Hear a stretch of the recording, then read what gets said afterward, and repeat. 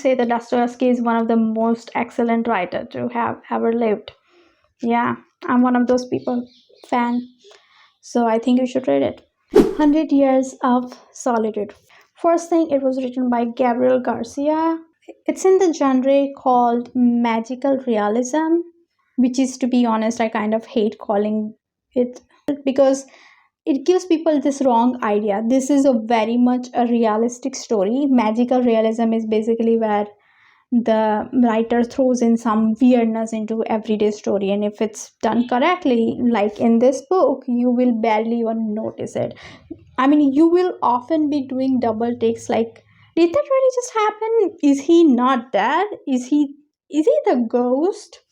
Things like that. It is written about in such a matter of fact, like everyday life kind of way, that you often barely even notice that the magical element are even there. It's totally not the focus of the story at all, and that is a sign of magical realism done really well. That's this book. It's more like realism with some magical element in the background. If you like this genre and maybe read 100 Years Solitude already, there is this another writer, Haruki Murakami, who does magical realism also really, really well. A Japanese writer. In particular, Kafka on the Shore was a good read for me. Norwegian Wood was creepy, perverted. I don't know, maybe I just don't like the author in real life, so I kind of made myself doubt if I really enjoyed the book or not. Some people will just disappoint you. Most authors that are great authors are terrible human beings, so sadly, but I would still say Kafka on the Shore is a good read. But anyway, back to this book.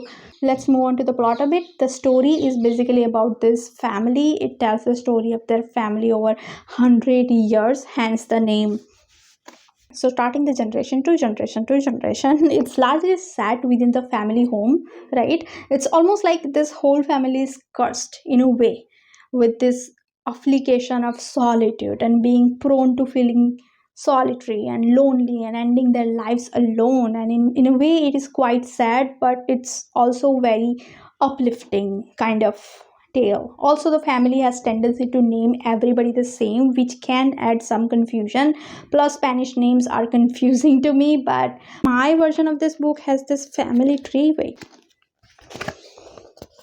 So this helps. If your book doesn't have it, you can easily find family tree of this book on Google, I'm sure. So while reading, I usually go back and check if I get confused with the name. So if you're reading this for the very first time, I kind of recommend to just Google family tree. It's not really gonna spoil anything, but Google a family tree just to have by your side for as you're reading, because it can be kind of hard to keep track of who is who.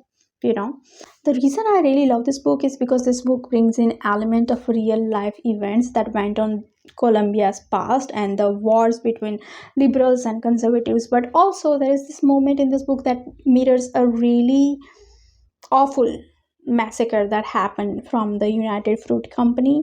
It's on the Google if you want to research. This is where the mastery of magical realism comes into play, because he's not only telling a story in factual everyday terms, he's also pulling from real life and then using this magic in background to just enhance the story. So there is some incest in it. It gets weird for like, but pull through it. I wouldn't describe it as an easy read, and also it jumps around. The timeline is kind of back and forth. This book led the author to winning Nobel Prize for Literature. If that doesn't tell you something, then I don't know what.